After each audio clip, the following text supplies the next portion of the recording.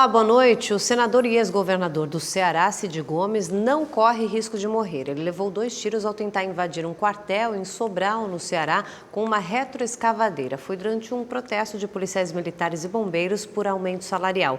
O nosso repórter Emerson Tchalian tem mais detalhes. A assessoria do senador licenciado Cid Gomes informou que ele foi baleado por arma de fogo. Cid Gomes foi levado para o Hospital do Coração de Sobral, onde foi estabilizado. Na nota divulgada pelo Hospital do Coração, foi confirmado que o senador foi atingido na região torácica.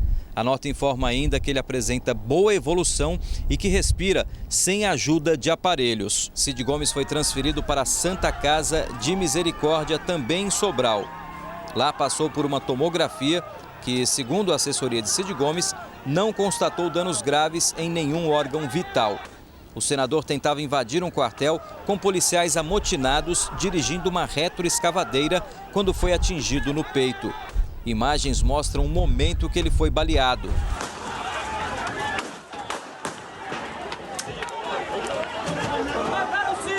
Depois dos exames na Santa Casa, Cid Gomes voltou para o Hospital do Coração, onde vai ficar em observação na unidade de terapia intensiva. Não há previsão de alta. De Fortaleza, Emerson Tchalian, para o Leitura Dinâmica. E o último boletim médico afirma que Cid Gomes está lúcido e, segundo a assessoria do Hospital do Coração, as 2 balas atingiram a clavícula. Uma delas saiu depois na sequência. A outra ficou alojada no pulmão e já foi retirada. Bom, e agora à noite, o ministro da Justiça, Sérgio Moro, autorizou o envio da Força Nacional para o Ceará. Nessa quarta-feira, teve mais cena de violência no estado. Homens encapuzados invadiram batalhões e tomaram viaturas.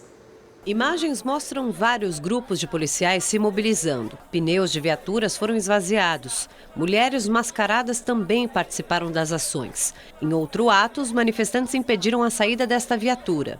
Os protestos se repetiram em várias cidades. 4 batalhões foram invadidos, 3 em Fortaleza e 1 em Caucaia, na região metropolitana. Nesse batalhão, 10 veículos foram levados por um grupo de 30 pessoas. Pelas ruas, os agentes eram obrigados a abandonar as viaturas.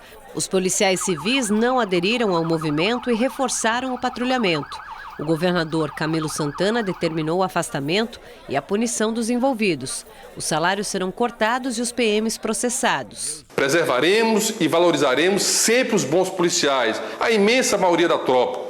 Mas aos infratores que violam a lei, realizam motins, a minha determinação é para que sejam submetidos a todas as punições previstas em lei. Mais de 200 inquéritos foram abertos e 3 policiais já estão presos. Os indiciados vão responder por motins, revolta e insubordinação. Uma proposta de reajuste salarial de policiais e bombeiros militares do estado tramita na Assembleia Legislativa. A categoria pede reajuste de cerca de 35%.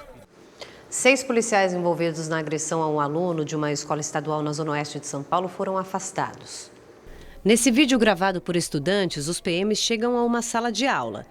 Eles foram chamados pela diretora do colégio para retirar um aluno que, segundo ela, havia perdido a vaga e não poderia mais estudar ali. O garoto sai da sala e os policiais tentam segurá-lo pelo braço. Ele se esquiva. Em seguida, leva um soco e foge para outra sala. Os policiais vão atrás dele. Um fica na porta. Um aluno tenta entrar e é empurrado pelo policial. Outro rapaz pega o celular para registrar a cena.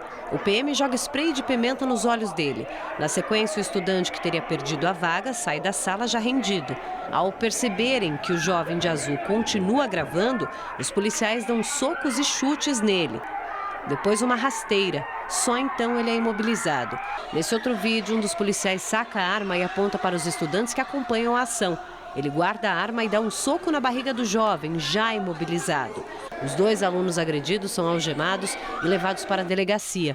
Eles foram liberados nesta quarta-feira. Ao deixar o local, um deles mostrou as marcas da violência. O jovem explicou por que houve tanta polêmica em relação à vaga. Eu trabalhava das 3 às 8.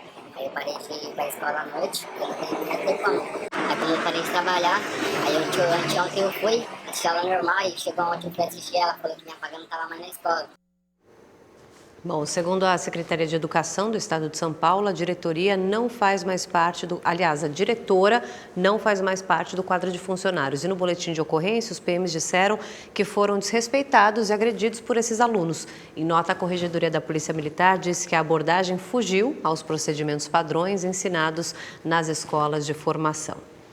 O ministro do Gabinete de Segurança Institucional, o general Augusto Heleno, afirmou que o Congresso faz chantagem com o governo. Os presidentes da Câmara e do Senado reagiram.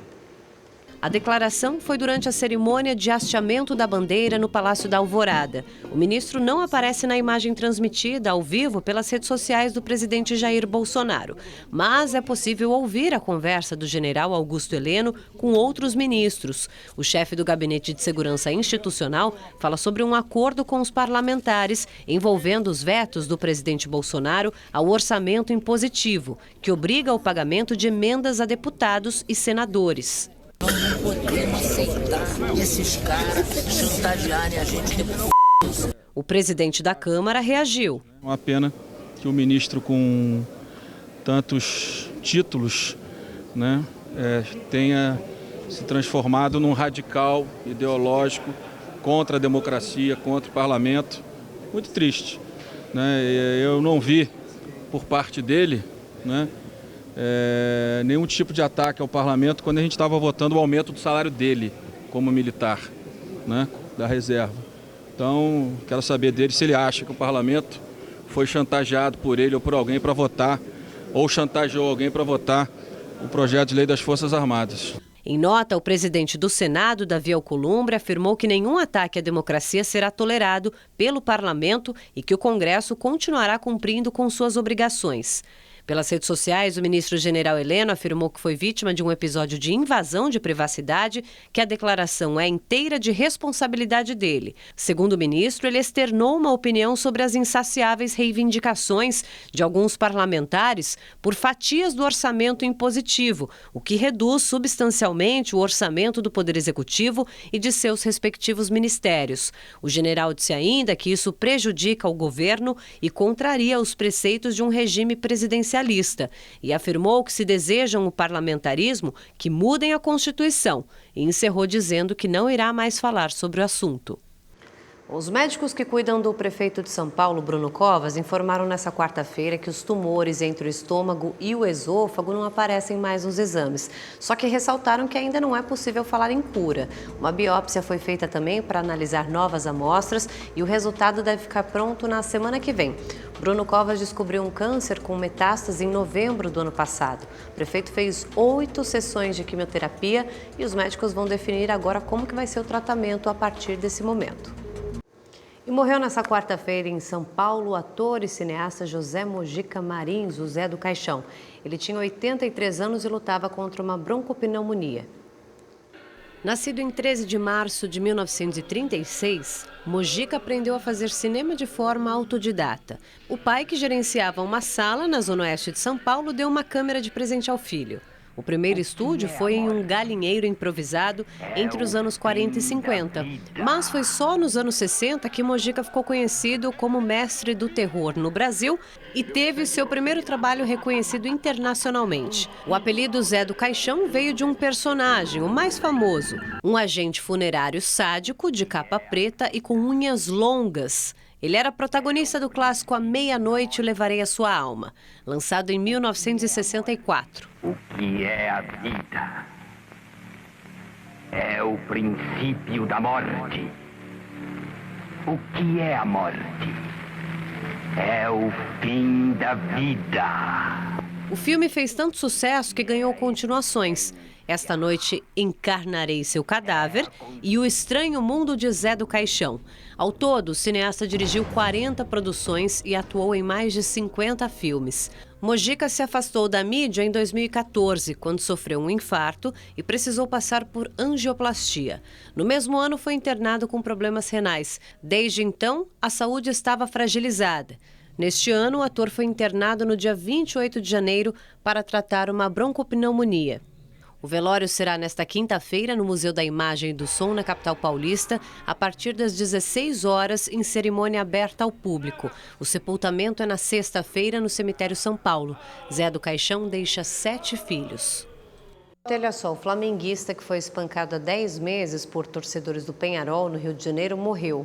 Roberto Vieira, de 54 anos, ficou todo esse período internado em coma.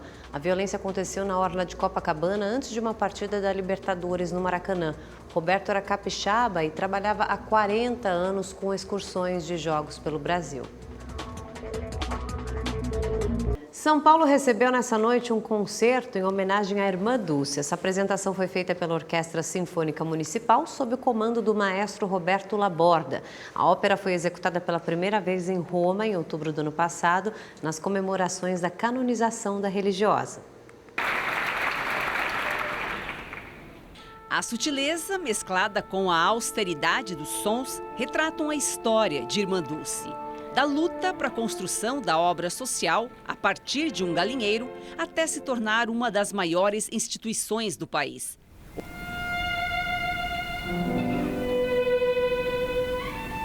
Meu sonho é que ele também chegue a Salvador, né? Para que os soteropolitanos, os baianos, possam também ver um pouquinho do Ave Dulce. Como o romance não pode faltar numa ópera, o compositor criou uma história de amor entre o aristocrata Barão de Laná e a jovem pobre Gabriela do Rio Vermelho.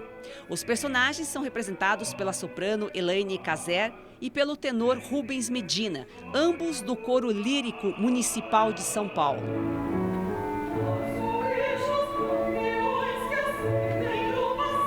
Eu acho que é uma história de amor que eles se conheceram ali no Pelourinho, né? Que eles cantam um para o outro, eles falam do Pelourinho, fala da Bahia, fala de quando eles se encontraram, que foi ali naquele lugar. Compositor baiano, a música retrata um pouco da Bahia, de Salvador, de Pelourinho e tudo mais. E é uma história maravilhosa. É a estreia do concerto no Brasil e também de Roberto Laborda. O baiano construiu a carreira fora e depois de 20 anos apresenta ao país um pouco da sua obra. A ópera Irmã Dulce surgiu muito antes da canonização. O maestro tem memórias da infância, da santa que dedicou a vida em prol do social.